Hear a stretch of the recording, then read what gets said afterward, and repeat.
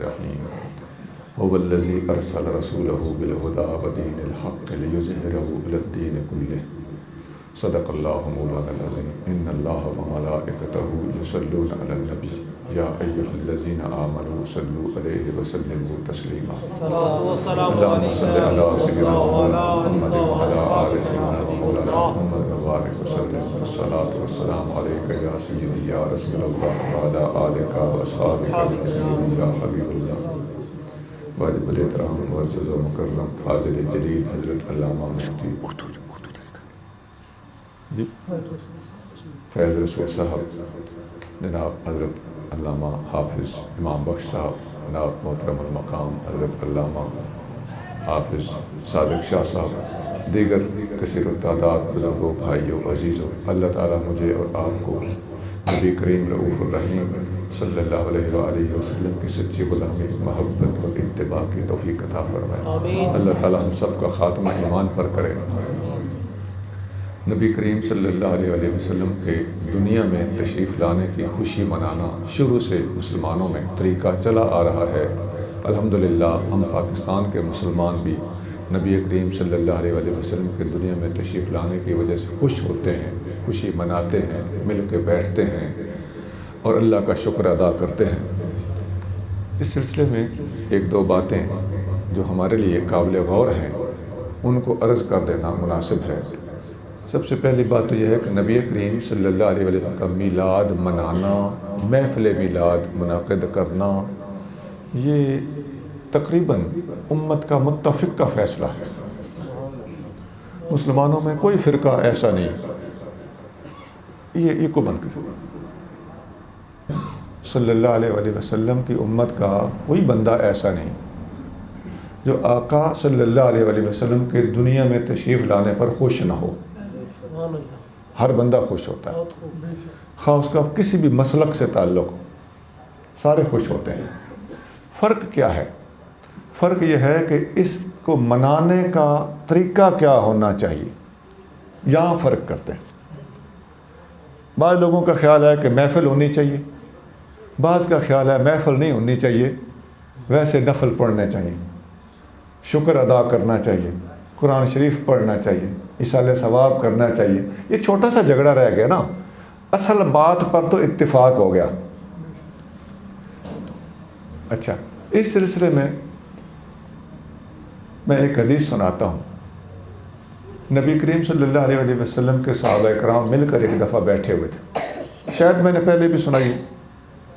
صحابہ کرام مسجد میں بیٹھے ہوئے تھے تو اوپر سے حضرت امیر معاویہ آ گئے رضی اللہ تعالیٰ عنہ۔ انہوں نے آ کے پوچھا کہ کیوں بیٹھے ہوئے ہو؟ سب لوگوں نے جواب دیا کہ جلسنا نذکر ربنا ونحمدہ علی ما ہدانا للاسلام ومن علینا بہ۔ ہم اس لیے بیٹھے ہیں کہ ہم اللہ کا ذکر کریں، اللہ کا شکر کریں جس نے ہمیں مسلمان بنایا اور اپنا پاک نبی بھیج کر ہمارے اوپر اللہ نے احسان کیا۔ سبحان اللہ۔ اچھا، یہ میں نے مختصر حدیث سنائی، حدیث لمبی کافی ہے، میں ایک بات ایک حصہ اس کا بتا رہا۔ اس حدیث سے ثابت کیا ہوا کہ تمام صحابہ بیٹھے ہوئے تھے، نبی پاک علیہ الصلوۃ والسلام کے دنیا میں تشریف لانے کی وجہ سے اللہ کا شکر ادا کرنے کے لیے مل کر بیٹھے ہوئے تھے۔ یہ ان کا مل کر بیٹھنا محفل میلاد ہے۔ لیکن اس کے اندر لفظ کیا ہے؟ جلسنا نذکر ربنا، ہم اپنے رب کا ذکر کرنے بیٹھے ہیں، وَنَحْمَدُهُ، اور اس کی حمد کرنے بیٹھے ہیں۔ جلسنا، ہم نے مجلس برپا کی ہوئی ہے۔ نذکر وَنَحْمَدُ، اللہ کا ذکر کرنے کے لیے اور حمد کرنے کے لیے۔ پتہ چلتا ہے کہ جو مجلس اور محفل کا انکار کرتا ہے وہ بھی غلط ہے، اور اگر کوئی محفل منعقد کرتا ہے تو محفل میں اپنی مرضی کے شعر و شاعری کر کے چلا جاتا ہے اور اللہ کا ذکر نہیں کرتا، اللہ کا شکر نہیں کرتا، اللہ کی حمد نہیں پڑھتا، وہ بھی غلط ہے۔ ہمیں اپنی اصلاح کرنی ہوگی کہ نہیں؟ تو ایک مصیبت یہ ہے کہ ایک طبقہ وہ ہے جو محفل میلاد کا ہی انکار کر رہا ہے، تو دوسرا ہمارا کیا رویہ ہے کہ جس طرح صحابہ کرام نے محفل میلاد منعقد کی تھی وہ طریقہ ہم نے چھوڑا ہوا ہے. محفل میلاد منعقد بھی کرو اور طریقہ بھی وہ رکھو جو نبی پاک سے ثابت ہے, نبی پاک کے یاروں سے ثابت ہے. دیکھو نا, ہم اپنے بھائیوں کو, اپنے بچوں کو خود سمجھائیں تو ہمیں زیادہ حق حاصل ہے. دوسرا سمجھائے گا تو لڑ کے سمجھائے گا, ہم سمجھائیں گے تو پیار سے سمجھائیں گے. دوسرا سمجھائے گا تو چب جائے گا, ہم سمجھائیں گے تو برا نہیں لگے گا. تو ہم اپنا فرض کیوں نہ ادا کریں. اسی طرح ایک حدیث مسلم شریف میں ہے, نبی کریم رؤوف الرحیم صلی اللہ علیہ وآلہ وسلم سے پوچھا گیا, اے محبوب آپ ہر سوموار کو روزہ کیوں رکھتے ہیں؟ نبی پاک علیہ الصلوۃ والسلام نے فرمایا فیہ ولدت وفیہ انزل علی. یہ حدیث اکثر آپ سنتے رہتے ہیں کہ اس دن میں پیدا ہوا تھا, اس دن مجھ پر پہلی وحی نازل ہوئی تھی, میں اس خوشی میں اللہ کا شکر ادا کرنے کے لیے روزہ رکھتا ہوں. آپ ہر سوموار کو روزہ رکھتے تھے تو پتہ چل گیا میلاد منانے کا ثبوت تو مل گیا, لیکن میلاد منانے کا طریقہ کیا ہے؟ وہ ہر سوموار کو روزہ رکھنا ہے, اور سوموار کے سوموار ہر 8ویں دن روزہ. یہ تو حدیث سے ثابت ہے. آپ جتنے بیٹھے ہیں مجھے اللہ کے گھر میں بیٹھے ہیں, صحیح صحیح بتائیں, ہر ہفتے روزہ کون رکھتا ہے؟ بتائیے. ہر سوموار کو کوئی روزہ رکھتا ہے؟ تو میلاد منانے کا تو ثبوت اسی حدیث سے ہم نے کھینچ لیا. اسی حدیث کے اوپر متھے پہ سر عام سر فہرست لکھا ہوا ہے کہ حضور صلی اللہ علیہ وسلم نے روزہ رکھ کر میلاد منایا ہے. روزہ کیوں نہیں رکھا؟ کتنا کہ سچ نکلا اور کتنا ہمارے اندر سے جھوٹ نکلا. یہ بدعملی کیوں ہے؟ اس کی اصلاح کون کرے گا؟ پرائے کریں گے یا اپنے کریں گے؟ اپنے کریں. اور سنیے, یہ تو ہر ہفتے حضور نے روزہ رکھتا, ہر سوموار کو. قبلہ میں آپ سے پوچھتا ہوں, اللہ کے گھر میں بیٹھے ہو, صحیح صحیح بتانا, 12 ربیع الاول کے دن سال کے بعد 12 ربیع الاول کے دن کا روزہ کس نے رکھا؟ ہاتھ کھڑا کرو. تو پھر قائد عاشق ہو. کیا ہے؟ ہاں کوئی معذور ہے, بیمار ہے, کوئی بات نہیں, اس کو تو رمضان کے روزے بھی قضا کر سکتا ہے, کوئی اور طریقہ کر سکتا ہے, یہ تو نفل روزہ ہے. لیکن عشق چڑھا ہوا ہے میلاد منانے کے لیے, اور طریقہ حضور کا اختیار نہیں کرنا, یہ عشق ہے یا جھوٹ؟ ایمان سے بتاؤ یار, رب کے سامنے جانا ہے. تو ہمیں اپنی اصلاح کرنی ہوگی. میں ہاتھ باندھ کر اپنے بھائیوں کو, بزرگوں کو, بچوں کو درخواست کروں گا کہ اپنے محبوب نبی کریم صلی اللہ علیہ وسلم کا طریقہ اختیار کیجیے. میں نے یہ نہیں کہا میرے نبی کریم کا طریقہ اختیار کیجیے, نبی وہ میرے بھی ہیں. میں نے آپ کے نبی کہا ہے اپنے نبی پاک کا طریقہ اختیار کیجیے, تاکہ آپ کے دلوں میں آپ کے آقا کی محبت رہے. آقا کی باری ہے تو میرا میرا تیرا تیرا نہیں کرنا چاہیے. حضور سب کے ہیں, اس لیے میں نے پہلے آپ کا نام لیا ہے. خدا کی قسم ادھر حضور تشریف لے آئیں, اور وہ لا سکتے ہیں. سبحان اللہ. میں سب بھائیوں کو کہوں گا حضور کے پہلے قدم آپ چوم لو, بعد میں میری باری آ جائے گی. میں موقع دوں گا. کیوں؟ میرے آقا کی امت کو اللہ کرے میرے حضور کا فیض ملے, سارے حضور کے غلام حضور کے قدم چومیں. میں مسکین ہوں, گنہگار ہوں, میں کس قابل ہوں؟ میں آخر میں بھی چوم, میں نے تو دور سے دیکھ لیا تو میں تو اس قابل بھی نہیں تھا. اللہ کرے آپ کو سب کو حضور کے قدم چومنا نصیب ہو. اس لیے میں نے کہا کہ آپ کے نبی کا طریقہ ہے صلی اللہ علیہ وسلم.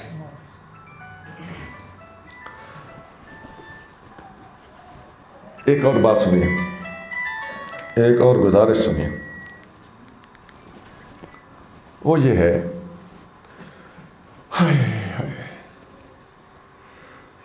ہم محفل میلاد میں بیٹھتے ہیں, ہماری محفلوں میں پڑھے لکھے بندے کیوں نہیں آتے؟ آپ میں کوئی جج بیٹھا ہوا ہے؟ کوئی ہے جج؟ جج صاحب اتنے کیوں نہیں آئے؟ کوئی وکیل بیٹھا ہوا ہے؟ وکیل صاحب یہاں کیوں نہیں آئے؟ کوئی فوج کا کرنل بیٹھا ہوا ہے, کوئی میجر بیٹھا ہوا ہو, کوئی کپتان بیٹھا ہو. اچھا پولیس کا کوئی S P, D S P, inspector, سب انسپیکٹر, کوئی نہیں. کیوں نہیں؟ MBBS ڈاکٹر کتنے بیٹھے؟ ایک بھی نہیں. پروفیسر کا کالج کا پروفیسر کوئی بیٹھا ہو, سکول کا ہیڈ ماسٹر بیٹھا ہو. کیا مصیبت ہے؟ مجھے پتہ ہے پرائمری کا سکول ٹیچر کوئی نہ کوئی نکل آئے گا.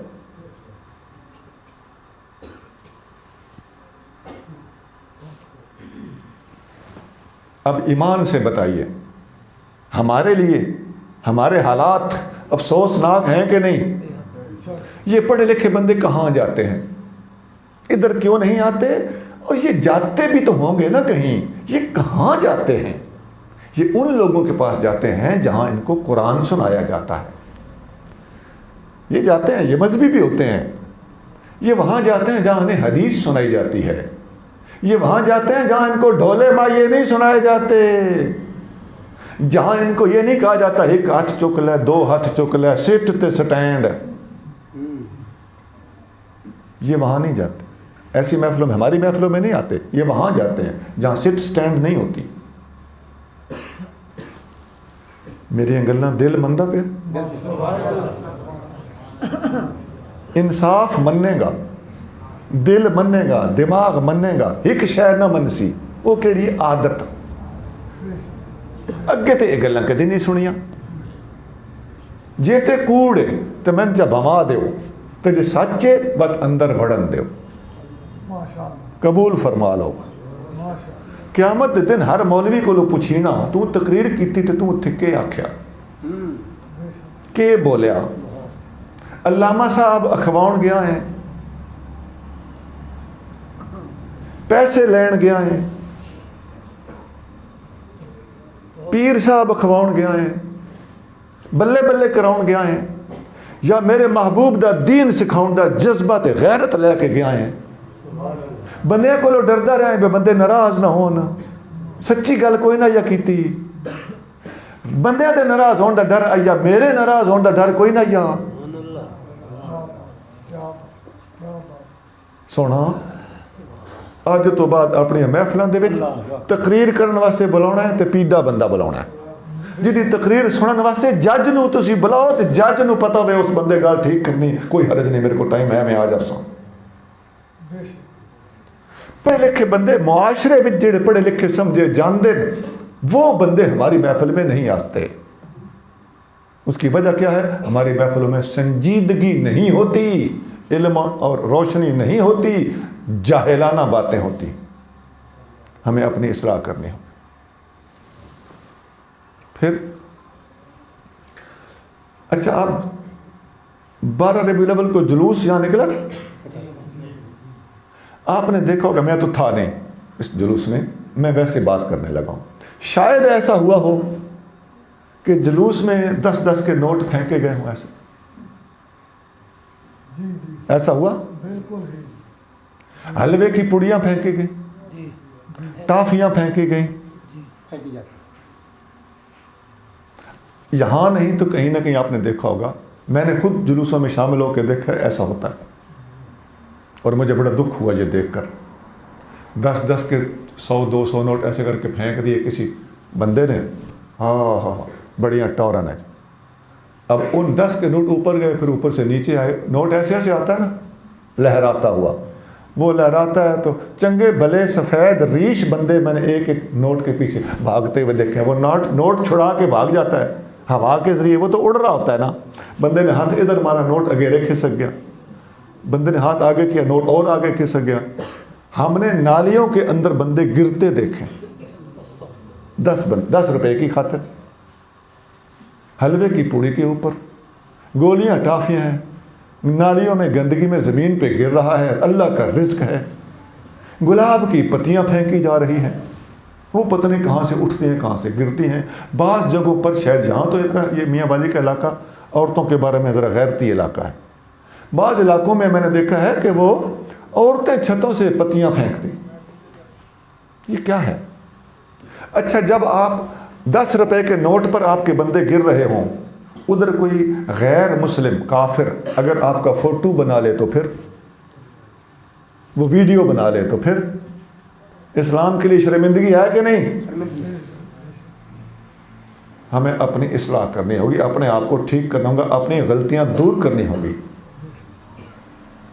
اچھا، آپ نے کبھی دیکھا کہ آپ کی محفل میلاد سن کے یا آپ کا میلاد شریف کا جلوس دیکھ کے، بھائی جلوس میں بڑی ٹھاٹھ اور شان آن بان ہونی چاہیے کہ نہیں؟ دو جہان کے بادشاہ کے تشریف آوری پر جلوس ہے نا، تو اس کی ٹھاٹھ بھی اتنی بادشاہ ہونی چاہیے تاکہ اسے دیکھ کے کافر کلمہ پڑھنے پر مجبور ہو جائیں۔ جس نبی کے امتی اس شان کے ساتھ اس کا میلاد منا رہے ہیں، اس نبی کی شان کتنی اونچی ہوگی۔ نعرہ تکبیر، نعرہ رسالت، جشن عید میلاد النبی، علماء اہل سنت۔ لیکن میں سوال یہ کرتا ہوں کہ کیا آپ نے کبھی دیکھا ہے کہ کبھی کسی کافر نے آپ کا اور ہمارا جلوس دیکھ کر کلمہ پڑھ لیا ہو؟ بولو جی، کرو میں نے کوڑیا تو جی کوئی نہیں۔ اس کا مطلب یہ ہوا کہ ہمارے جلوسوں کے اندر، ہمارے اپنے اندر وہ اخلاص نہیں ہے جس کے ساتھ اللہ اور اللہ کے رسول کی محبت اور حضور علیہ السلام کے ساتھ صحیح وابستگی ثابت ہوتی ہو۔ پھر عرض کرتا ہوں کہ ساری باتیں آپ کا دل مانے گا، لیکن ہو سکتا ہے غصہ نہ مانے۔ ایک گلہ کرن دی لوڑ کیڑی سی، بس یہ ہے، اس کا تو میرے پاس جواب کوئی نہیں۔ مجھے لوڑ یہ ہے کہ مجھ سے قیامت کے دن پوچھا جائے گا کہ تم نے تقریر کیوں کی تھی، تم نے صحیح باتیں کیوں نہیں بتائیں۔ ہمارے ہاں یہ ہوتا ہے کہ جی ہمیں پہلے بتا دی، یہاں نہیں ہوا ایسا، اکثر ایسا ہوتا ہے۔ اس حدیث کا مطلب پڑھ دیں، کس کا؟ کیا مطلب پوچھا جائے گا آگے کی جائے گا۔ اچھا سنا دیتا ہوں۔ میں عرض کر رہا تھا کہ نبی کریم صلی اللہ علیہ وسلم کی امت، عام طور پر امت کی اصلاح کرنا ہماری مولویوں کی ڈیوٹی ہے، اور امت کی اصلاح کرنے کے لیے امت کو صحیح راستہ بتانا چاہیے، امت کی فرمائشیں پوری نہیں کرنی چاہیے۔ ہمیں بتا دیا جاتا ہے اسٹیج پر بیٹھنے سے پہلے جی کچھ عوام کا بھی خیال رکھنا۔ اس کا مطلب کیا ہوتا ہے؟ کوئی سر لے آئے، کوئی شعر پڑھے آئے، عوام کا خیال رکھنا، کچی گلاں کرے آئے، عوام خوش ہوں۔ یہ بڑی غلط روش ہے۔ عوام کی فرمائشیں پوری کرنے والا نادان ہے، اور عوام کی اصلاح کرنے والا، عوام کو چنگی ماڑی بتانے والا نبی پاک کا غلام ہے۔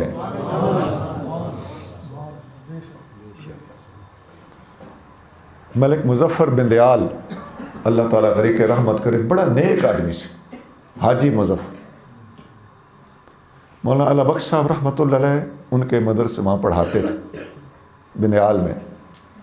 تو کسائی نے بکری ذبح کی، گھنڈی سے اوپر چھری چل گئی، تو مولانا صاحب علیہ رحمت نے فرمایا کہ بکری کھان جوگی نہیں، مکروہ تحریمی، مطلب سادہ لفظاں کا آکھو بھی حرام ہے۔ وہ کسائی گیا ملک صاحب کے پاس، ملک مظفر صاحب سے کہنے لگا، ملک صاحب ہو، مولوی صاحب نے کوئی سمجھایا، میری بکری حرام کیتی بیٹھے۔ ملک صاحب آخیا بھی یہ مولوی صاحب مسئلہ تن دسیا تیری بکری حرام ہے؟ جی ہاں۔ ملک صاحب آخیا مولوی صاحب اسی اس واسطے نہیں بہائے ہوئے، اسی مولوی صاحب نو سمجھائے ساں، مولوی صاحب اس واسطے بہائے ہوئے، مولوی صاحب ساں کچھ سمجھائے ساں۔ جا دفع ہو جا۔ اج تسی ویکھ لو، بڑے بندے نہیں مولوی نے سمجھاؤن آ ویندے، بھئی پوچھل ساڈے نال لاؤن لگدے نے تو غور نہیں کردے، جو کچھ جہان دا ساڈے نال القاب لا چھڑیندے، حضرت صاحب تے پیر صاحب تے علامہ صاحب تے شیخ الاسلام تے پتہ نہیں شیخ الحدیث تے شیخ القرآن، پتہ نہیں کہ کچھ فاضل اجل، تو فاضل صاحب دی گل نہیں مندے، بجے اے فاضل اجل صاحب ہیں تو اے ہے مسئلہ پہ کرنے، تو بات اجل صاحب دی گل ٹھیک ہے یا تیری ٹھیک ہے؟ میں جو پیادا ہوں بھائی نعتاں ٹھیک پڑھیاں کرو، میں جو کہہ رہا ہوں کہ تقریر علمی پسند کرو، میں جو کہہ رہا ہوں کہ سٹ سٹینڈ مت کراؤ، میں جو کہہ رہا ہوں کہ قرآن و سنت کی روشنی میں تقریر کرو اور تقریر پسند کرو، میں جو کہہ رہا ہوں کہ تقریر سننے آؤ تو مداری دیکھنے نہ آؤ، علم سیکھنے کے لیے آؤ، نبی پاک کا غلام بننے کے لیے آؤ، سنجیدہ گفتگو کو پسند کرو، یا تو میں علامہ صاحب نہیں ہوں، مجھے علامہ صاحب نہ کہو، اگر علامہ صاحب مانتے ہو تو پھر میری بات مانو۔ القاب دینے ہیں تو ہمیں، بات مننی ہے تو اپنی۔ یہ بہت ساری چیزیں ہیں نا جی، سچ کوڑا ہوں تو ڈاڈے دا ستاں بھی آندا 100 ہوں۔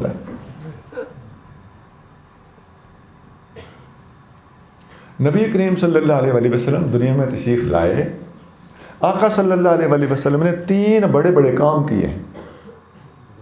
نمبر 1، حضور کریم صلی اللہ علیہ وآلہ وسلم نے جاہل دنیا کو علم دیا ہے۔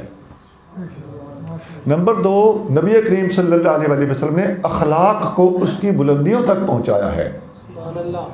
نمبر 3، نبی کریم صلی اللہ علیہ وسلم نے پوری دنیا پر اسلام کو غالب کیا ہے۔ 3 ڈیوٹیاں دوبارہ سن لو، جاہل دنیا کو علم سکھانا 1، اخلاق کو اس کی بلندیوں تک پہنچانا 2، پوری دنیا پر اسلام کو غالب کرنا 3۔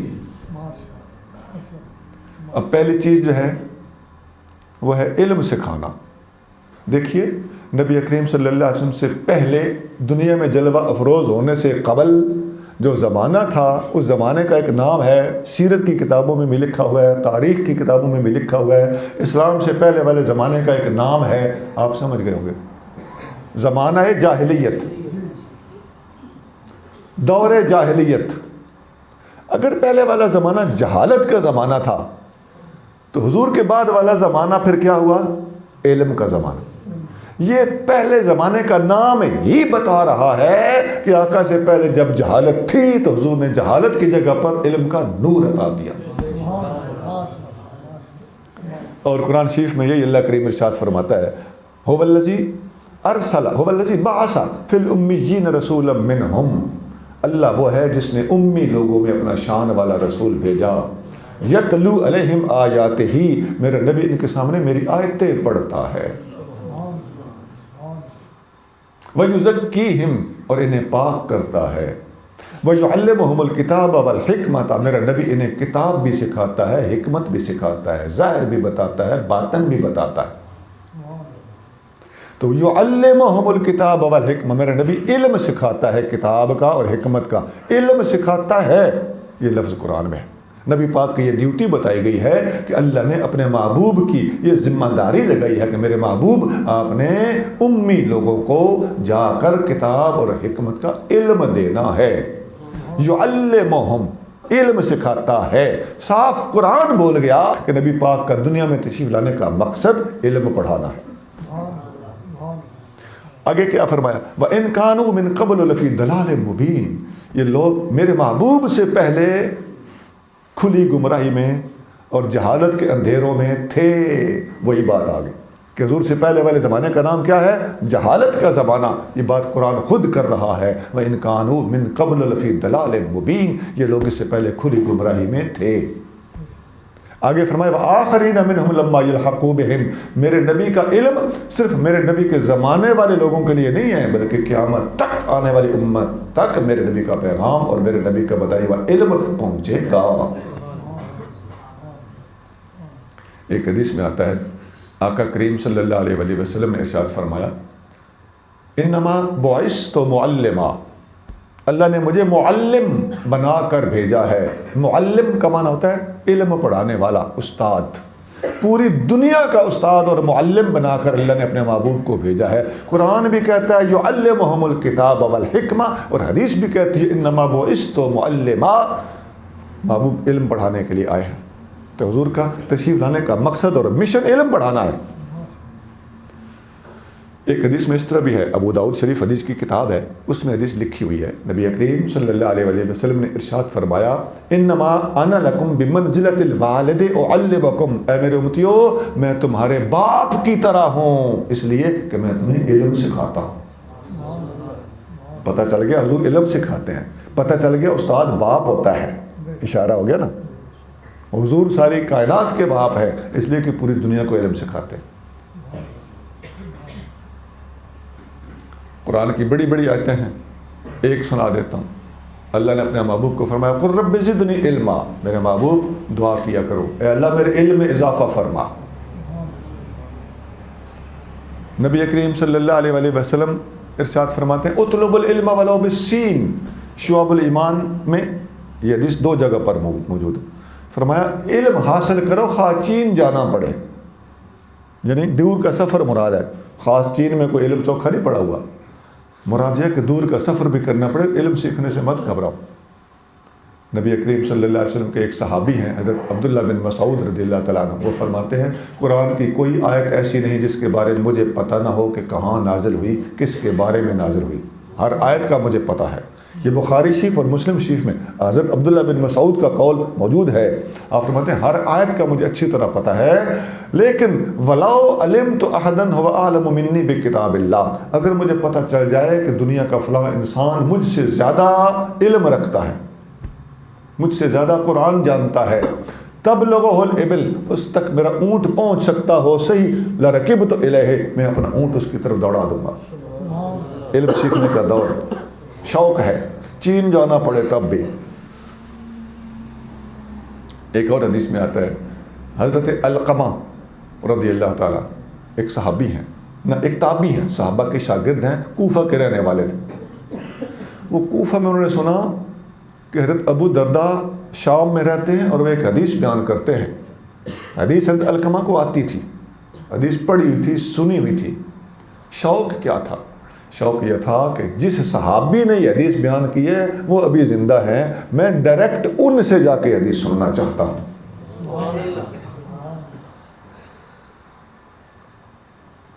کوفہ سے چلے، مدینے کے ایک سائیڈ سے گزرتے ہوئے آگے شام پہنچے. یہاں مدینہ ہے نا، ادھر کوفہ ہے، ادھر شام ہے. کوفہ سے چلے، مدینہ کے پاس سے گزرتے ہوئے شام پہنچے.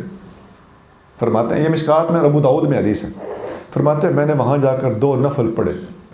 مسجد میں پہنچے، مسجد میں جا کے 2 نفل پڑھے اور 2 نفل پڑھ کے دعا کی یا اللہ کوئی اچھا ساتھی عطا فرمانا.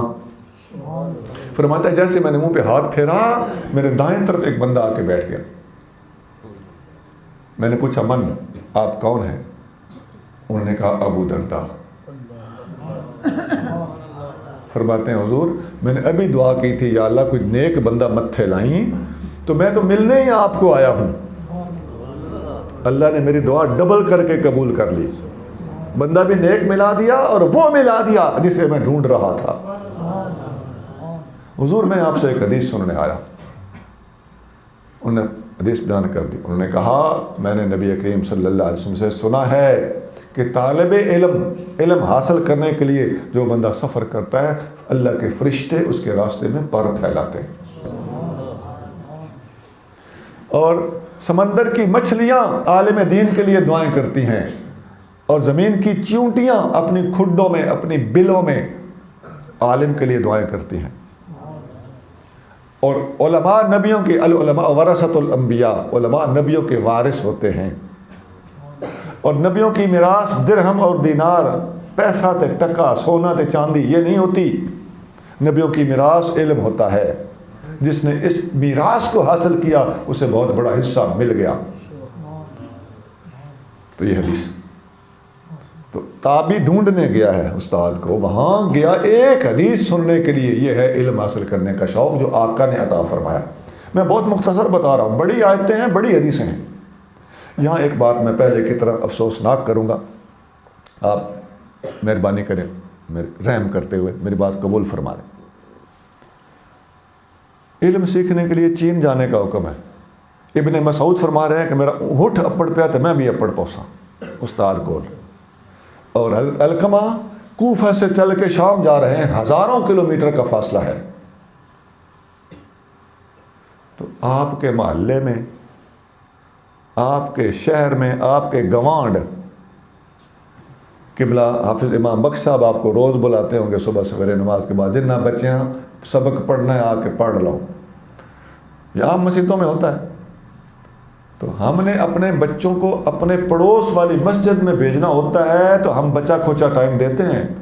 کتنے بجے بچے آ جائیں سکول میں پڑھنے، کتنے بجے آ جائیں مدرسے میں، مسجد میں کتنے بجے آ جائیں؟ 7 بجے آ جائیں. نہیں جی نہیں، 7 بجے تو سکول جانا ہوتا ہے.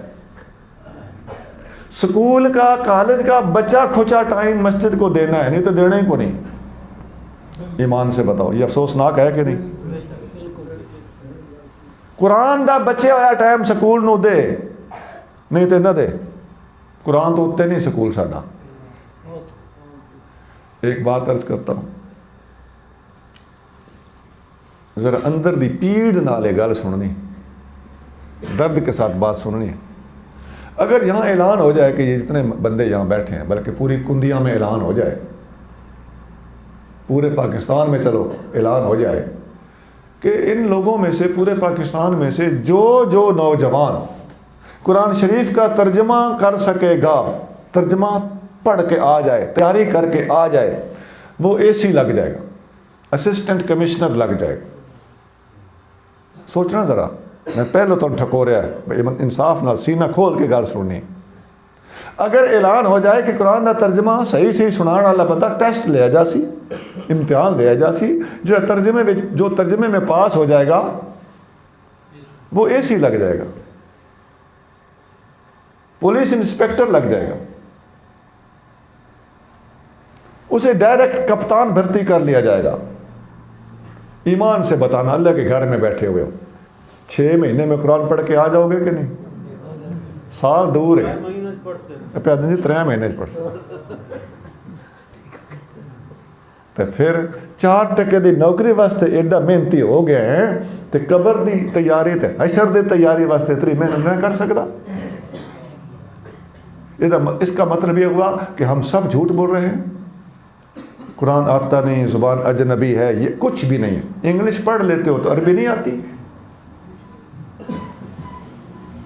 سونا رب کے پاس حاضر ہونے کی تیاری کر لے, پھر نہ کہنا کہ ہمیں کسی نے آرام سے یہ باتیں سمجھائی نہیں تھیں. میں نے ایک بات کر دی, حضور علم سکھانے آئے, اور علم سکھانے والے اس وقت بھی دنیا کے کونے کونے میں موجود ہیں. ہم تو مائل بکرم ہیں, کوئی سائل ہی نہیں, راہ دکھلائیں کسے, کوئی راہ رو منزل ہی نہیں, کوئی راہ دا مسافر ہی, منزل دا مسافر ہی کوئی. علم کے دروازے لوگوں نے بند کیے ہوئے ہیں اپنے اوپر کہ بلا آپ لوگ تو یہاں کے مقامی لوگ آپ بیٹھے ہوئے, یہ مسجد میں اچھا ماحول ہے یہاں پر. میں باہر جاتا ہوں, دیکھتا ہوں نعت پڑھنے والا نعت پڑھ کے جتیاں چاہ کے آ گیا. کیوں؟ وہ علم کب سیکھے گا؟ جو جہان کی بےہودگیاں بول بول کے یہاں سے وہ بھاگ گیا. کوئی ایک شعر اچھا ہے, باقی 2-3 شعر بے عقیدگی پر مبنی ہے, خلاف شرع شعر پڑھتا رہا ہے, حضور کی امت کو گمراہ کر کے جتیاں چاہیے آ گیا. بعد میں قرآن مولوی صاحب نے پڑھنا ہے, حدیث پڑھنی ہے, اس کو وہ پسند نہیں ہے, اس کو وہ پیسے چاہیے تھے, پلیٹے تھے, ہو گیا. میں اس لیے کہہ رہا ہوں کہ ان لوگوں نے اپنے اوپر ہدایت کے دروازے بند کیے ہوئے ہیں. محفل میں بیٹھنا ہی نہیں ہے, 3 بندے بہت کم بیٹھیں گے, بہت کم. اسٹیج سیکرٹری, نعت پڑھنے والا اور ایک آدھ اور اٹھ کے چلے جاتے ہیں. یہ کہتے ہیں بس اصل کام تو وہ تھا جو ہم نے کر لیا. ان کو ہم نے سکھایا غلط ہے, ان کو ہم نے بتا دیا ہم نعت کی صورت میں قرآن سناتے ہیں, تو انہوں نے تو اس شعر کو جو اس نے آپ لکھا تھا خلاف شرع, اس کو اس نے قرآن سمجھا ہوا ہے. حالانکہ وہ قرآن نہیں ہے, بلکہ قرآن کے ساتھ وہ اس نے ٹکراؤ بنایا تھا. قرآن کی مخالفت ہوتی ہے ان شعروں میں جو وہ پڑھ رہے ہوتے ہیں. ہم نے خود باور کرایا. ہم نے جب پڑھا کہ ہم قرآن سناتے ہیں نعت کی صورت میں, تو ہم نے نوٹ پھینکے. وہ کلام تھا خلاف شرع.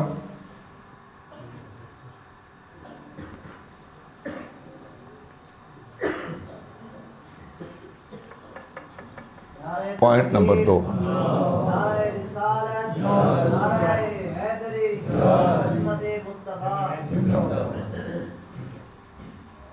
نبی کریم صلی اللہ علیہ وسلم دوسرا مشن جو لے کر آئے, وہ مشن کیا تھا؟ اخلاق کو اس کی بلندیوں تک پہنچانا. اب یہ بھی حدیث آیت اور حدیث سن لیجئے. اللہ کریم قرآن شریف میں ارشاد فرماتا ہے انک لعلی خلق عظیم, اے میرے محبوب آپ عظیم اخلاق کے اوپر ہو.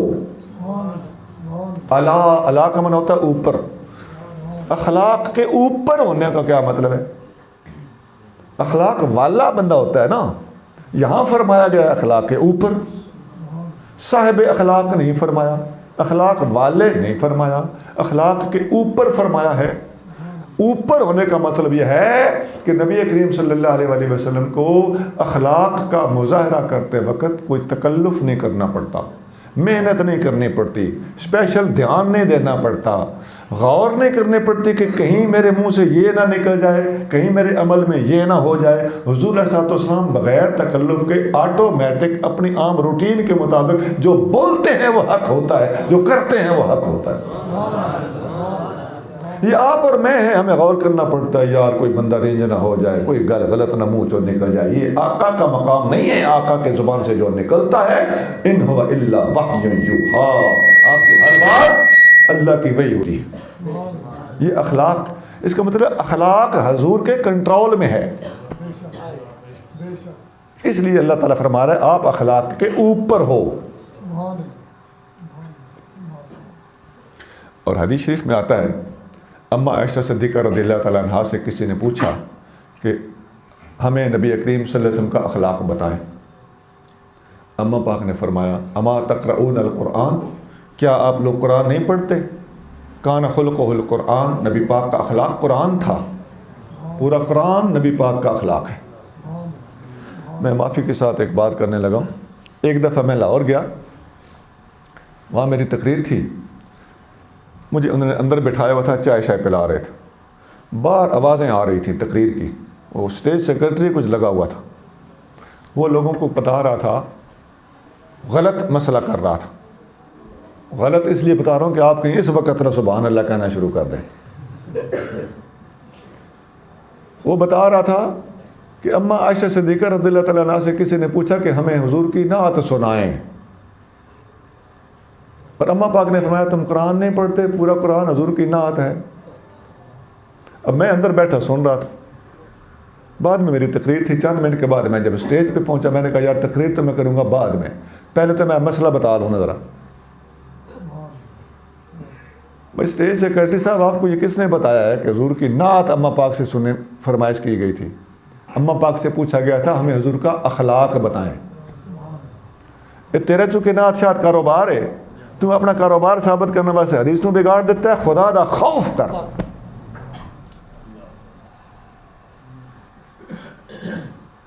پوچھا گیا تھا ہمیں حضور کا اخلاق بتائیں، اما پاک نے فرمایا تھا کہ حضور کا اخلاق پورا قرآن ہے۔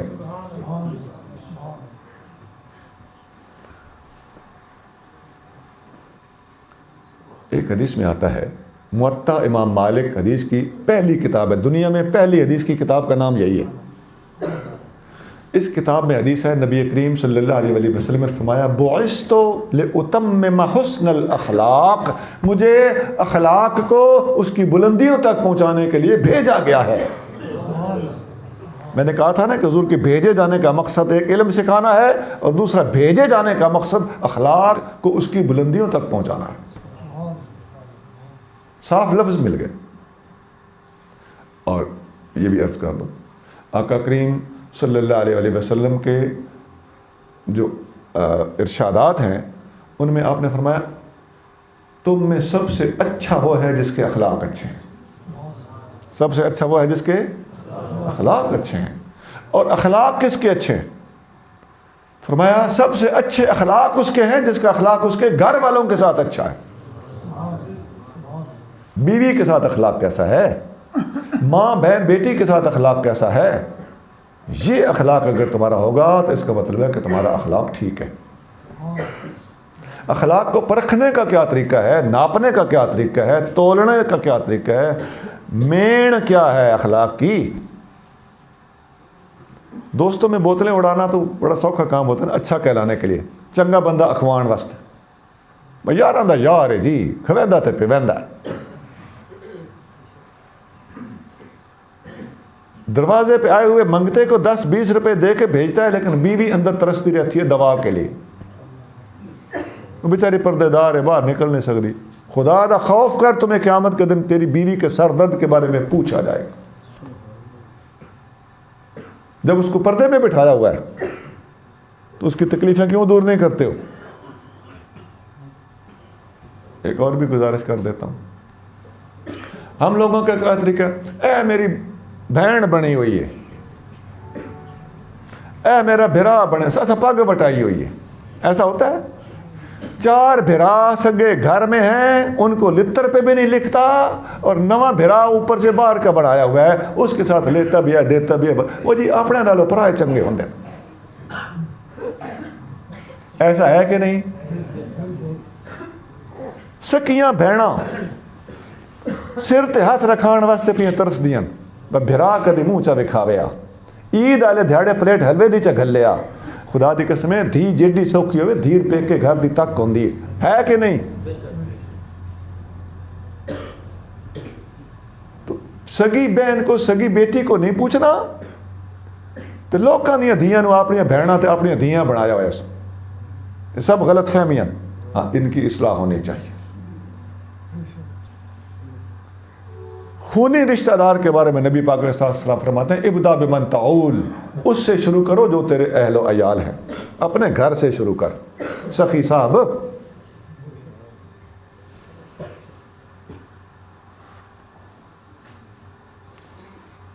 تھاں کچھ تے کتھاں کچھ، ہم میں اللہ کرے انسانیت آ جائے۔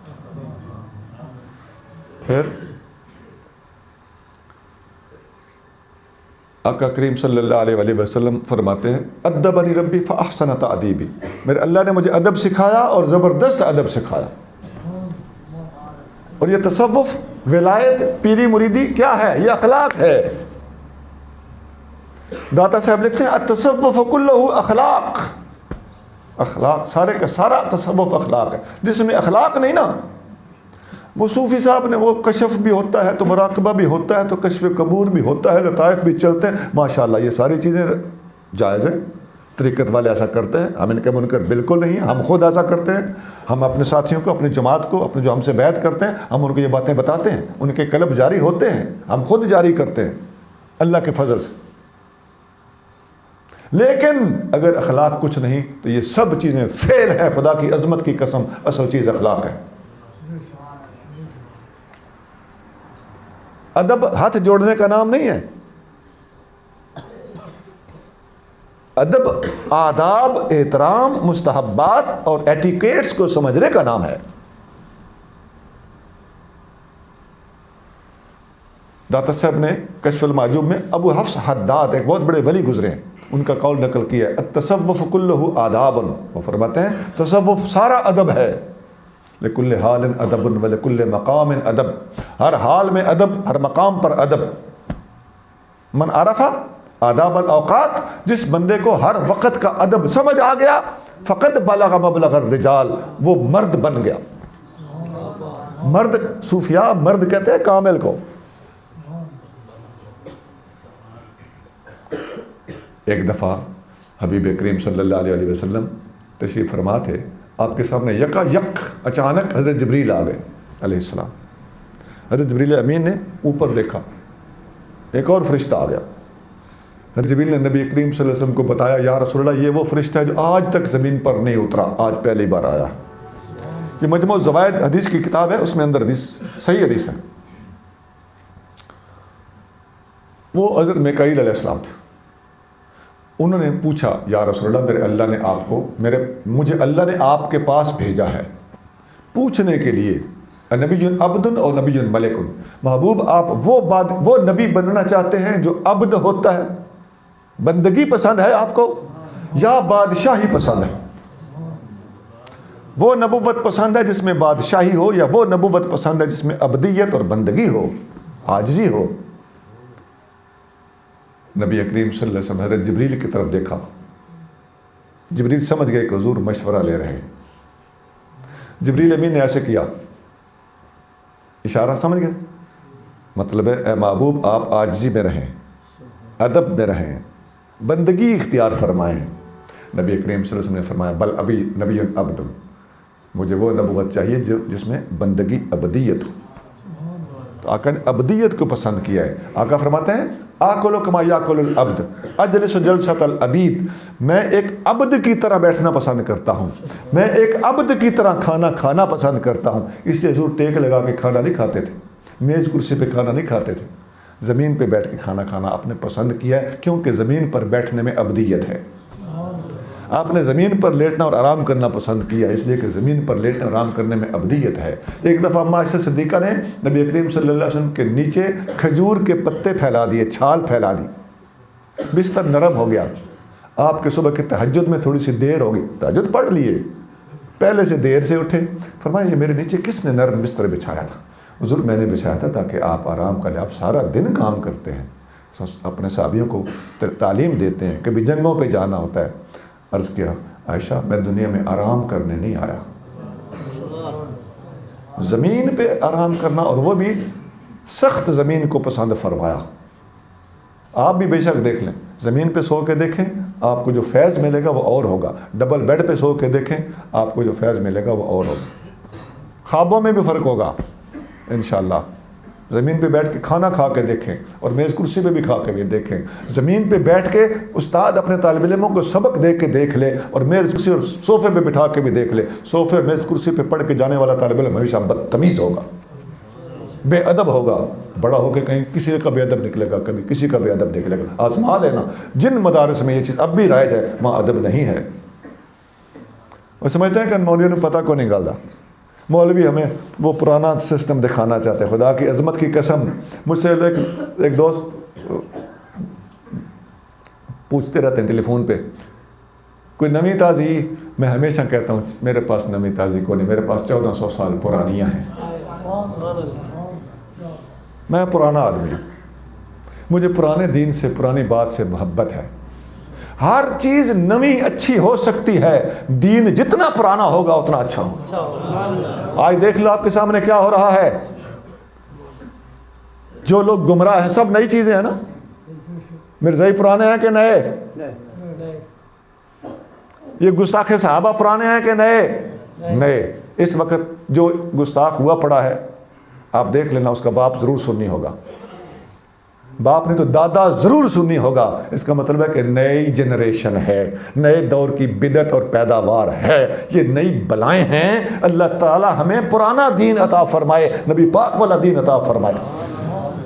بڑی پرانی بات ہے، میں نوجوان سا تھا، مجھ سے ایک مرزائی نے پوچھا، قادیانی نے، کوئی نمی تازی سناؤ۔ میں کہ میرے کو تو 1400 سال پرانی ہیں، انہوں گل چپ گئی، بھائی مرزا قادیانی پہ ہٹ کر گیا ہے، نواں تو وہ ہے نا۔ سوچی پہ گیا، وکیل تھا وہ، سوچی پہ کہ سوچ کے کہنے لگا اچھے درخت پہ پھل لگتا ہے۔ اس کا مطلب یہ تھا کہ مرزا قادیانی نیا پھل ہے تو دین اسلام اچھا درخت ہے تو اس پہ یہ پھل لگا ہوگا۔ میں کہ یار 1400 سال ایک پھل لگا تھے وہ بھی کانا۔ سبحان اللہ، بہت خوب، اللہ اکبر، یا رسول اللہ، زندہ باد، زندہ باد، زندہ باد، لبیک لبیک لبیک لبیک۔ بھائی یہ ہٹ دی ہٹ ہے تو ایمان نال دسو گل ٹھیک بھی ہے کہ نہیں؟ میرا سی والی گل وہ صاحب کیتی آئی، جواب اگو یہ بنتا۔ اچھا ایک گزارش اور، میں گل پہ کردا اخلاق دی، اسلام اخلاق سکھاندہ، نبی پاک اخلاق سکھان تشریف لے آئے۔ یہ جو فرانس والے آج کل چلنا پی بادشاہ صاحب اتھوں دے جڑے پہ نبی پاک ساڈے نبی پاک دی گستاخی پہ کردہ، ایمان نال دسیا ہے یہ بادشاہ دا دماغ بادشاہ وال ہونا چاہیے یا کمیاں والا ہونا چاہیے؟ بادشاہ دی سوچ بادشاہ والی ہونی چاہیے۔ تو بادشاہ ہو کے جڑا ارباں دی تعداد مسلمانوں دی تعداد ہے، کئی ارب اس وقت مسلمان دنیا میں موجود ہیں، تو ارب کھنڈ تے یار پاک و ہند وچ مسلمان بیٹھے ہیں، تے ارباں دی تعداد دے وچ انساناں دی دل آزاری پہ کردہ، وہ دے انسانیت ہے، وہ دے بادشاہ بننے والے کوئی ہے، کوئی گٹس، کوئی صلاحیت ہے؟ اچھا انہاں کیتیاں بدتمیزیاں تو سانو نبی پاک نے کی سکھایا؟ قرآن وچ آندا ہے وسلام علی المرسلین، سارے رسولاں دے اوتے اللہ دا سلام ہوئے۔ ਉਹ ਸਾਡੇ ਨਬੀ ਪਾਕ ਦੀ ਬੇਅਦਬੀ ਕਰਦੇ ਤਾਂ ਅਸੀਂ ਕਦੀ ਜਵਾਬੀ ਤੌਰ ਤੇ ਵੀ ਜਵਾਬ ਦਿੰਦਿਆਂ ਹੋਇਆਂ ਵੀ ਦੂਜ ਵੀ ਕਦੇ ਨਹੀਂ ਕੀਤੀ। ਉਹਨਾਂ ਦੇ ਪੈਗੰਬਰਾਂ ਦੀ ਅਸੀਂ ਬੇਅਦਬੀ ਨਾ ਕਰਦੇ। ਕਿਉਂ? ਉਹਨਾਂ ਦੇ ਪੈਗੰਬਰ ਦਰਅਸਲ ਪੈਗੰਬਰ ਹੀ ਸਾਡੇ ਨੇ। ਉਹ ਮੰਨਦੇ ਨੇ ਮੂਸਾ ਅਲੈਹਿ ਸਲਾਮ ਨੂੰ, ਅਸੀਂ ਵੀ ਮੰਨਦੇ ਹਾਂ। ਉਹ ਮੰਨਦੇ ਨੇ ਦਾਊਦ ਅਲੈਹਿ ਸਲਾਮ ਨੂੰ, ਅਸੀਂ ਵੀ ਮੰਨਦੇ ਹਾਂ। ਉਹ ਮੰਨਦੇ ਨੇ ਸੈਯਦਨਾ ਈਸਾ ਅਲੈਹਿ ਸਲਾਮ ਨੂੰ, ਅਸੀਂ ਵੀ ਮੰਨਦੇ ਹਾਂ। ਅਸੀਂ ਤਾਂ ਉਹਨਾਂ ਦਾ ਨਾਂ ਹਜ਼ਰਤ ਤੇ ਸੈਯਦਨਾ ਤੇ ਅਲੈਹਿ ਸਲਾਮ ਤੋਂ ਬਗੈਰ ਲੈ ਬਵੀਏ ਤੇ ਸਾਨੂੰ ਤਕਲੀਫ ਹੋਣ ਲੱਗ ਪੈਂਦੀ ਹੈ, ਮੈਂ ਨਾਂ ਰੁੱਖਾ ਕਿਉਂ ਲਿਆ। ਇੰਨੇ ਗੱਲ ਹੈ ਕਿ ਨਹੀਂ? ਅਸਾਂ ਤੇ ਇਹ ਅਦਬ ਸਿਖਾਇਆ ਗਿਆ, ਸਾਨੂੰ ਸਿਖਾਇਆ ਗਿਆ ਅਦਬ। ਤੇ ਉਹਨਾਂ ਸਿੱਖੀਆਂ ਬਦਤਮੀਜ਼ੀਆਂ ਤੇ ਬੇਅਦਬੀਆਂ ਅਖਲਾਕ ਦੇ ਮੈਦਾਨ ਵਿੱਚ ਕੌਣ ਜਿੱਤਿਆ? ਇਸਲਾਮ ਜਿੱਤਿਆ। ਇੱਕ ਹੋਰ ਗੱਲ ਸੁਣੋ ਬਈ, ਕਾਵੜ ਕਰਕੇ ਗੁੱਸਾ ਕਰਕੇ ਇੱਕ ਬੰਦੇ ਜੋ ਗਾਲ ਕੱਢੇ ਤੇ ਅਗਲਾ ਬਾਤ ਕਦੀ ਆਖ ਹੀ ਬੰਦਾ ਆਪ ਪਿਆ ਹੋ, ਇਹ ਵੀ ਤਾਂ ਹੁੰਦਾ ਨਾ। ਤੇ ਕਦੀ ਕਿਸੇ ਮੁਸਲਮਾਨਾਂ ਦੇ ਵਿੱਚੋਂ ਸਾਡੇ ਵਿੱਚ ਜੱਲੇ ਸਦੂਤੇ ਹਰ ਤਰ੍ਹਾਂ ਦੇ ਬੰਦੇ ਹਨ ਨਾ, चोखे सियाने भी हैं, थोड़े सियाने भी हैं, और थोड़े सियाने भी हैं, कमले भी हैं। ऐसा है कि नहीं है? तो हमारे इधर तो हर तरह के बंदे। हमारे किसी कभी बेवकूफ़ से बेवकूफ़ आदमी ने भी उन यूरोपियों का जवाब देते हुए कभी गाली का जवाब गाली से दिया हो? कभी नहीं दिया। नतीजा क्या निकला? फ्रांस के बादशाह से मुसलमानों का पागल आदमी, कमला और बेवकूफ़ आदमी अखलाक में आगे है। बादशाह सलामत, हुकूमत छोड़ दो, मुसलमानों के किसी बेवकूफ़ आदमी को वहाँ पर बिठा दो, तुमसे बेहतर होगा। देखो ना, इन बातों को, ये बातें नोट करने वाली हैं। ये है उन बेईमानों का जवाब। ये जवाब नहीं जो आप लोग या हम लोग यहाँ पर देते हैं। हड़ताल कर दी, नुकसान किसका? अपना। सड़कें ब्लॉक कर दी, नुकसान किसका? अपनी आवाम का। परेशान किया, कहीं बेचारा कोई बीमार है, कोई मुसाफिर है, कहीं दूर जा रहा है, कभी एम्बुलेंस खड़ी है, रास्ता रोक के अपना खड़े। वो काफिर तो चाहता ही है कि भोला मुसलमान अपने आप अपने मुल्क में हंगामा कर दे। टायर जला दो, वो शीशे कोई तोड़ रहा है, ये क्या है? जवाब काफिर का देना है तो फकीर की ये बातें याद रख के ये बातें नेट पे अपनी अपनी जुबानी दे दो, आपको इज़्न है। हर बंदे के 100 200 500 बंदा यार होगा ना नेट पे, अपने अपने यारों में ये बातें लिख के जुमला बना के सेंड करो। लिख लो, अभी लिख लो। यूरोप की बदतमीजियों के जवाब में मुसलमानों के कभी बेवकूफ़ से बेवकूफ़ आदमी ने भी ये तर्ज और ये तरीका अख्तियार नहीं किया। यूरोप हार गया, इस्लाम जीत गया। कितनी सतरें बनी? 1 1.5 2 लिखो। वो आपका अपना अपना हल्का अहबाब होगा ना, अपना दायरा है अमल का, उसमें ये काम करो। ये करने वाला काम है। आइए जी, इस्लाम कबूल कीजिए, इस्लाम जीत चुका है। फ्रांस वाले मजहब को छोड़ दीजिए, वो हार चुका है। ये अखलाकियात है। हमारे आका ने हमें अखलाक सिखाया है। हमारे आका फरमाते हैं सल्लु अलल अंबिया कबली, मेरे से पहले वाले नबियों पर दरूद पढ़ा करो।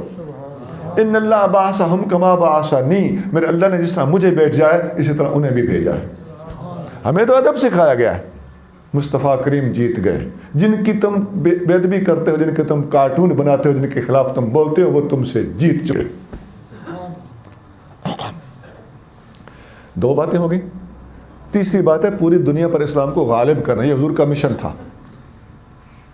अल्लाह ताला कुरान में फरमाता है हुवल्लज़ी अरसला रसूलहू, अल्लाह वो है जिसने अपना रसूल भेजा, बिल हुदा व दीनिल हक़, हिदायत देकर और हक़ का दीन देकर, लियुज़हिरहू अलद्दीन कुल्लिही, ताकि मेरा नबी अपने दीन इस्लाम को दूसरे तमाम दीनों पर गालिब कर दे।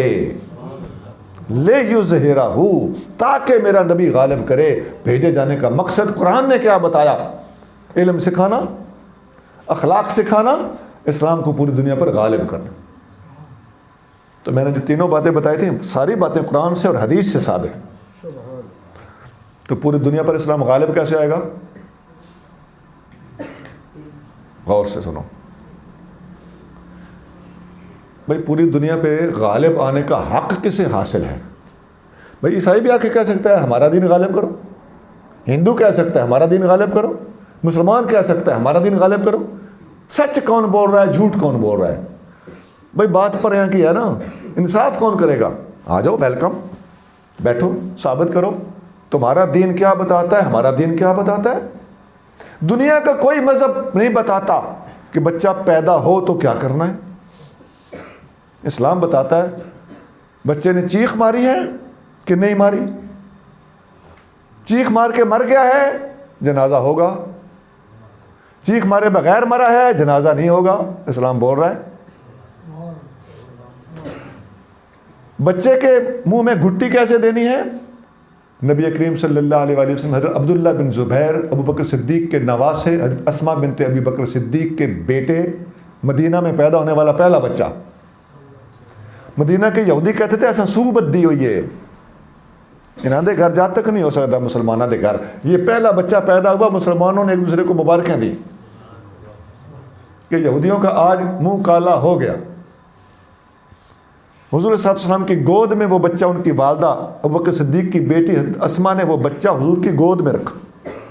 حضور نے اپنے منہ مبارک میں کھجور ڈالی، چت کے گھوٹ گھوٹ کے آپ نے وہ کھجور نرم کر کے، شہد کی طرح نرم کر کے، وہ لعاب بنا کے، وہ گھٹی بنا کے نبی پاک علیہ الصلوۃ والسلام نے اس بچے کے منہ میں خود اپنی انگلی مبارک سے ڈالی. خوش قسمت ہے بچہ کہ نہیں؟ وکھرا اعزاز ہے کہ نہیں؟ یہ تخصیص ہے کہ نہیں؟ پھر عبداللہ بن زبیر رضی اللہ تعالیٰ عنہ کہ ایک تو گھٹی ہے نا، اس کے علاوہ یہ پہلی گھٹی کی وجہ سے تخصیص کہہ رہا ہوں اور پہلا بچہ ہونے کی وجہ سے تخصیص کہہ رہا ہوں، ورنہ گھٹیاں آپ نے اور بچوں کو بھی دی ہیں. اور آقا کریم صلی اللہ علیہ وسلم امام حسن رضی اللہ تعالیٰ عنہ پیدا ہوئے تو حضور صلی اللہ علیہ وسلم کے کان میں اذان پڑی. دیکھو نا، سنی ابو بکر صدیق کے دوترے کی بات کرتا ہے تو نبی کے دوترے کی بھی بات کرتا ہے. ہم سب کو ماننے والے ہیں. یہ کیا دو نمبریاں ہیں، کوئی کسی کو بتاتا ہے تو کسی کو چھپاتا ہے. اسلام یہ ہے کہ پورے کا پورا دین ایک ہی طرح کھلے سینے سے بیان کرو. صحابہ سے محبت بھی ہے تو اہل بیت سے بھی محبت ہے. ہم نعرہ تکبیر بھی لگاتے ہیں، نعرہ رسالت بھی لگاتے ہیں، نعرہ تحقیق بھی لگاتے ہیں، نعرہ حیدری بھی لگاتے ہیں، اور الگ الگ لگانے پڑیں تو صدیقی، فاروقی، عثمانی، حیدری سارے نعرے الگ الگ بھی لگاتے ہیں. ہم سب کے ہاتھ بدے غلام ہیں. بدگمانی نہ کرو. بدگمانی کی سزا بڑی سخت ہے. اللہ کی عظمت کی قسم جب میں یہ دیکھتا ہوں کہ کون کون لوگ بدگمانی کر رہے ہیں، الزام تراشی کر رہے ہیں، سینہ زوری کر رہے ہیں. سینہ زوری بھی ہے. ہاں یہ کہتے ہیں ہم قرآن پڑھتے ہیں، یہ کرتے ہیں. قرآن کو چگتے ہو، خدا کا خوف کرو. سینہ زوریاں نہیں چلیں گی. یہ سینہ پس جائے گا بروز قیامت انشاءاللہ تعالیٰ بفضل خدا، اگر تم اپنی حرکتوں سے باز نہ آئے. اللہ اس کے رسول کے سامنے جھکنا سیکھو. قرآن کے سامنے جھک جاؤ، حدیث کے سامنے جھک جاؤ. مسلمانوں کے خلاف بدگمانی مت کرو. اللہ کا واسطہ ہے بدگمانی نہ کرو. ایسی بات نہیں ہوتی جو آپ کہہ رہے ہوتے ہیں. تو نواسہ صدیق کو حضور نے گھٹی ڈالی اور خود نواسہ رسول اپنے نواسے کو حضور صلی اللہ علیہ وسلم نے کان میں اذان پڑھی. ساری باتیں حدیثوں میں. 7ویں دن عقیقہ کرو، جھنڈ اتارو. لڑکی کے لیے 1 بکرا بکری، لڑکے کے لیے 2 بکرے یا 2 بکریاں. عقیقہ کرو. سب شریعت بولتی ہے، حدیثیں بولتی. حضور نے اپنا عقیقہ کیا. عقا رسول اللہ صلی اللہ علیہ وسلم عن نفسہ ہی. بچہ جب دودھ پیے تو کتنے عرصے تک پیے؟ والوالدات یرضعن اولادہن حولین کاملین. مائیں اپنے بچوں کو 2 سال دودھ پلاؤ. اتنے تک کی حدیثاں دیاں قطاراں لگیاں پئیاں. اجے 2 سال دودھ پینا ہے بچے. پھر اب بتاؤ آگے. بچہ تھوڑا بڑا ہوتا ہے، علم سیکھنے کے لیے کہیں جائے گا تو نبی پاک علیہ الصلوۃ والسلام نے فرمایا فانظروا امن تاخذون دینکم. غور کر لو بچہ کہاں داخل کرا رہے ہو. غلط استاد کے پاس بچہ نہیں بھیجنا، بد عقیدہ کے پاس بچہ نہیں بھیجنا. ساری حدیثیں بولتی ہیں. یہ حضرت محمد بن سیرین کا بھی قول ہے، حدیث مرفوع بھی ہے، کتابیں الگ الگ. پھر بچہ جوان ہو جائے، شادی کہاں کرنی ہے؟ حضور صلی اللہ علیہ وسلم نے فرمایا لوگ دیکھتے ہیں کہ شکل کیسی ہے، دولت کیسی ہے، خاندان کیسا ہے. میرے امتیوں، میں تمہیں نصیحت کرتا ہوں کہ سب سے پہلے دین دیکھا کرو کہ دین کیسا ہے. اور خود بخود لڑکے لڑکیاں شادیاں جو آج کل کالج یونیورسٹی میں جب آپ لوگوں کو بچوں کو بھیجتے ہیں تو اللہ خیر کرے، احتیاط سے بھیجنا چاہیے. شریعت نے جو طریقہ بتایا اسی میں خیریت ہے. وہ جو رکشے والا ہے نا اسے اپنا سجن نہ سمجھنا.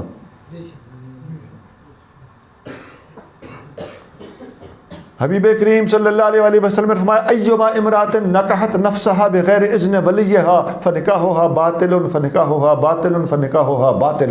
ابو داؤد، ترمذی، ابن ماجہ، مسند احمد، بہت کتابوں میں یہ حدیث موجود ہے. آقا نے فرمایا جو بھی لڑکا اور لڑکی، جو بھی عورت اپنے گھر والوں کی مرضی کے بغیر نکاح کرتی ہے اس کا نکاح باطل ہے، باطل ہے، باطل. یہ میں حدیث جان بوجھ کے اس کا متن سنا رہا ہوں، جو کہ تو سنا رہا ہوں، تنبیہ اور تغلیظ کی خاطر.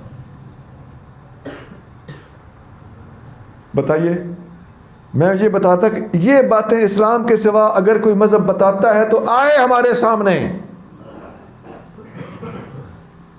اور پھر بندہ جب بوڑھا ہو جائے، فوت ہو جائے، تو اس کو مرتے ہوئے کو سنبھالنا کیسے ہے، سا اکھڑ جائے تو اس کے پاس کیا پڑھنا ہے، مر جائے تو منجی کیسے تبدیل کرنی ہے، پھر اس کے مرنے کا اعلان کیسے کرنا ہے، پھر اس کو غسل کیسے دینا ہے، کفن کیسے دینا ہے، جنازہ کیسے پڑھنا ہے، دفن کیسے پڑھنا. خدا کی قسم قبر کے اندر اتارنے کے طریقے تک کتابوں میں مذکور ہے.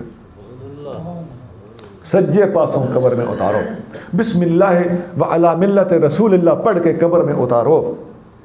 صاف الفاظ، قبر میں اتار کے اس کا رخ قبلے کی طرف کر دو.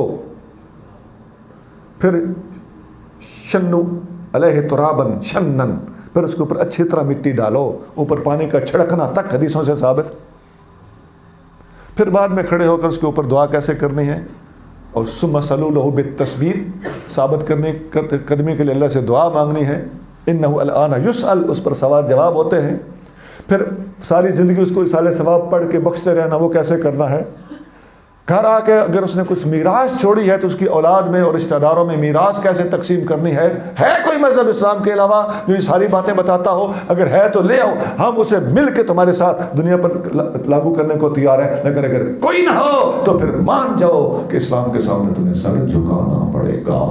اسلام ہی وہ مذہب ہے جسے پوری دنیا کے اندر غالب ہونے کا حق حاصل ہے. اسلام کا اندر کا اپنا کام اتنا مضبوط ہے، ہوم ورک جسے کہتے ہیں، اسلام کا بڑا مضبوط ہے.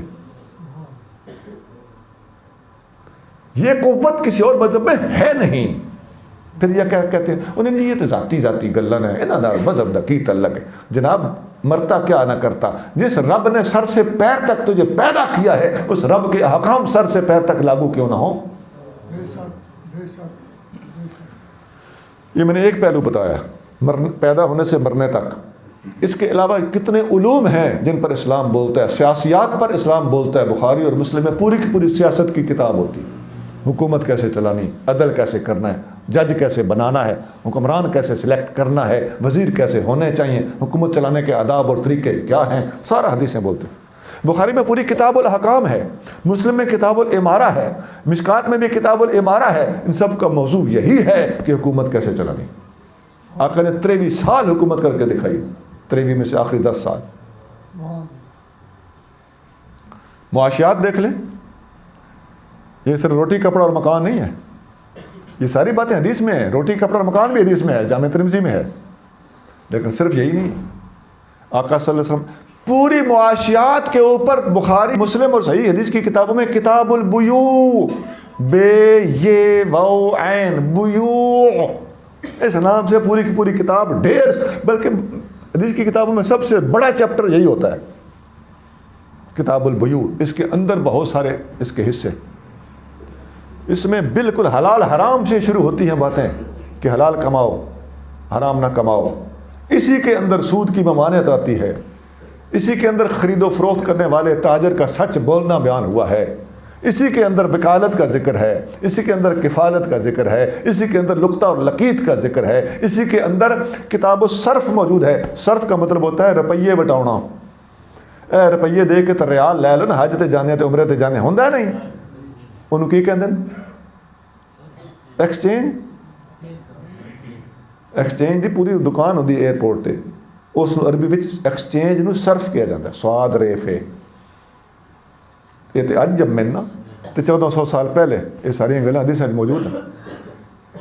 حوالہ بھی ہے، کفالہ بھی ہے، سب حدیثوں دے وچ موجود ہے۔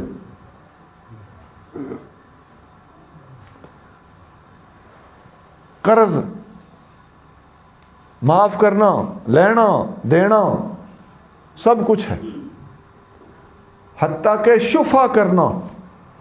حدیث دی کتاباں دے وچ کتاب و شفا بھی ہوندی، شفے دی کتاب آقا نے سب کچھ بیان کیتا ہے۔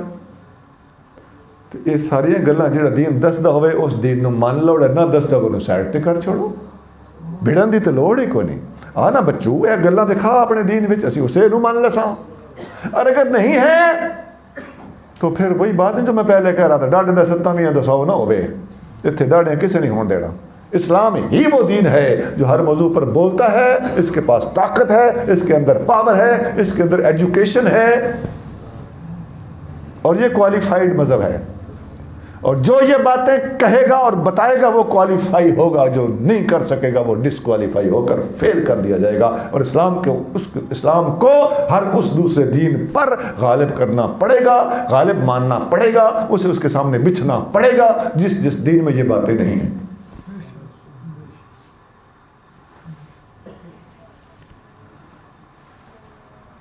ابھی اس پر میں اور بولنا چاہتا ہوں لیکن بات لمبی ہو جائے گی، اور وہ باتیں ذرا مشکل بھی ہیں، لیکن ابھی بھی تھوڑی سی گفتگو مشکل ہو گئی، لیکن وہ باتیں اس سے بھی مشکل ہیں کہ پوری دنیا کے اندر کیا کیا کفر تھا، اب کیا کیا کفر ہے، اور اسلام اس کفر کا علاج کیا کرتا ہے۔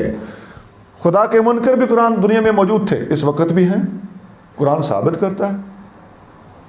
اللہ تعالیٰ قرآن میں خود فرماتا ہے ان فی خلق السماوات والارض واختلاف اللیل والنہار لآیات لأولی الالباب، یہ دنیا میں چاند، سورج، دن، رات، اور یہ آنا جانا،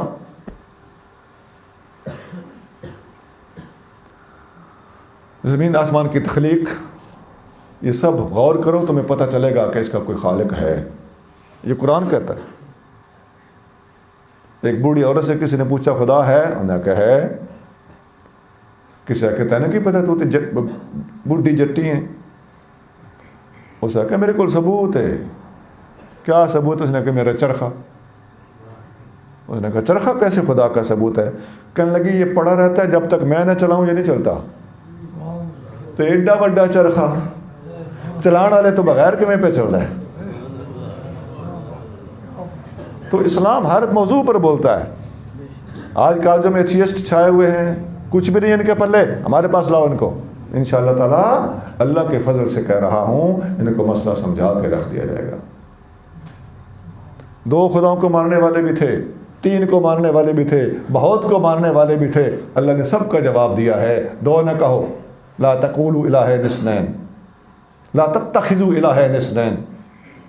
3 ماننے والے بھی تھے، لا تقولوا ثلاثہ، 3 مت کہو۔ بہت ماننے والے بھی تھے، فرمایا لو کان فیہما آلہۃ الا اللہ لفسدتا، زیادہ خدا ہوتے تو فساد ہو جانا تھا، انہاں دا آپس وچ بھیڑ کو نہ مکنا۔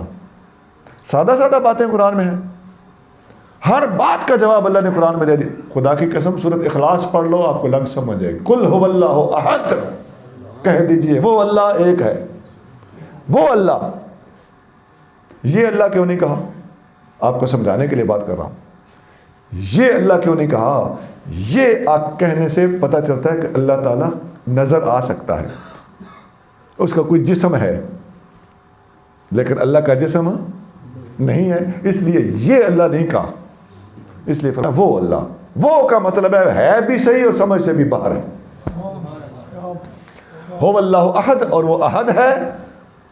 نہ ماننے والوں کو بتا دیا ہو اللہ، وہ ہے، اور ماننے والوں میں سے 2 مانتے تھے، 3 مانتے تھے، زیادہ مانتے تھے، انہوں نے کہہ دیا ہو اللہ احد، نہ 2 ہے نہ 3 ہے نہ زیادہ ہے، کتنے ہیں؟ یہ میں نے قل هو اللہ احد بتائی ہے۔ ابھی اللہ صمد، لم یلد ولم یولد ولم یکن لہ کفوا احد کی تشریح ابھی باقی ہے، اس کے لیے پورا پیریڈ چاہیے، کم از کم گھنٹہ چاہیے۔ اس قل هو اللہ کے موضوع پر فقیر کا ایک خطاب ہے، شور کوٹ میں ہوا تھا۔ کہاں ہوا تھا؟ خانے وال میں، خانے وال میں ہوا تھا، تقریباً 1.5 گھنٹے کا خطاب، پنجابی میں ہے۔ وہ سرائکی علاقہ ہے، اس علاقے میں وہی بات سمجھی جا سکتی تھی، اس لیے میں بہرحال عرض یہ کر رہا تھا کہ پوری دنیا پر چھائے جانے اور غالب آ جانے، تعلیمات کے لحاظ سے، تحقیق کے لحاظ سے، توحید کے اعتبار سے، اپنے دامن کی وسعت کے اعتبار سے اگر کسی کو حق حاصل ہے تو کسی اور مذہب کو نہیں، خدا کی عظمت کی قسم صرف اسلام کو ہی حق حاصل ہے۔ آقا نے خود ایک مشن شروع کیا، اپنے ہاتھ سے بنیاد رکھی اسلام کی، حکومت قائم کر کے دکھا دی، اسلام نافذ کر کے دکھا دیا۔ آخری خطبے میں ارشاد، آخری خطبہ نہیں، خطبہ تو اس کے بعد بھی ہوا ہے، آخری حج، آقا نے حجۃ الوداع کے موقع پر فرما دیا، جہالت کی تمام رسمیں آج میرے قدموں کے نیچے ہیں، کسی گورے کو کالے پر اور کالے کو گورے پر کوئی ترجیح حاصل نہیں ہے، تم سب آدم کی اولاد ہو اور آدم مٹی میں سے تھے۔ سود ختم، سب سے پہلے میں نے فلاں سود معاف کیا، قتلوں کے بیر ختم، سب سے پہلے میں فلاں قتل معاف کرتا ہوں۔ خود عمل کر کے دکھانا، سنا یہ معمولی باتیں نہیں ہیں۔ عورتوں کے بارے میں اللہ سے ڈرتے رہنا، انہیں اللہ نے تمہارے ماتحت کیا ہے، اور جو آج ہو سکتا ہے اگلے سال میری تمہاری جہاں ملاقات نہ ہو، یہ حضور فرما رہے، اپنے وصال کا بھی اشارہ دے دیا، اور جو یہاں آئے ہو میری یہ باتیں ان لوگوں تک پہنچا دینا جو آج یہاں نہیں آ سکے۔ 1.25 لاکھ صحابہ کرام کو تیار کر کے ان تک یہ پیغام پہنچا دینا، 1.25 لاکھ صحابی کو مبلغ اسلام بنا کر دنیا میں پھیلا دینا، یہ حضور کا ایک کارنامہ ہے۔ اور وہیں پر یہ آیت نازل ہوتی ہے، الیوم اکملت لکم دینکم، آج ہم نے تمہارے لیے تمہارا دین مکمل کر دیا ہے۔ یہ دین کو یوں مکمل کرنا، اور لانا کون سا دن ہے جس کے اندر یہ ساری باتیں موجود ہوں، جو خود مکمل ہوا ہو، کس کے بارے میں اعلان آیا ہو کہ یہ مکمل ہو چکا ہے۔ اور فرمایا کزرع اخرج شطأہ فآزرہ فاستغلظ فاستوى علی سوقہ یعجب الزراع، میرے نبی کی مثال ایسے ہے جیسے کھیت کے مالک نے کھیت میں فصل بیجی ہو، پودے نکلے ہوں، پودا نکل کے سیدھا ہوا ہو، موٹا ہوا ہو، لمبا ہوا ہو، اپنے پاؤں پہ پودا خود کھڑا ہو گیا ہو اور کھیت لہلہا رہا ہو، کھیت کا مالک اپنے کھیت کو لہلاتا ہوا دیکھ کر یعجب الزراع، کھیت کا مالک خوش ہو رہا ہے۔ یہ آقا کے دین کو مکمل کر دینے کی ساری باتیں ہیں۔ تو میں نے جتنی باتیں بتائی ہیں، باتیں ہیں 4۔ نمبر 1، میلاد کی محفل، میلاد کا جلوس اور میلاد کا منانے کا جتنا طریقہ ہے، اس میں وہ طریقے سارے، میلاد جائز ہے، طریقہ میلاد منانے کا جو ہے اس کے اندر ہمارے سے غلطیاں ہو رہی ہیں، ان کو ٹھیک کرنے کی ضرورت ہے۔ نمبر 2، نبی کریم صلی اللہ علیہ وسلم نے جو دنیا میں آ کے مشن نبھایا وہ کیا تھا؟ علم پڑھانا 1، اخلاق سکھانا 2، پوری دنیا پر اسلام کو غالب کرنا 3۔ اللہ تعالیٰ مجھے آپ کو دین کا فہم عطا فرمائے۔ سبحان ربک رب العزت عما یصفون وسلام علی المرسلین والحمد للہ رب العالمین۔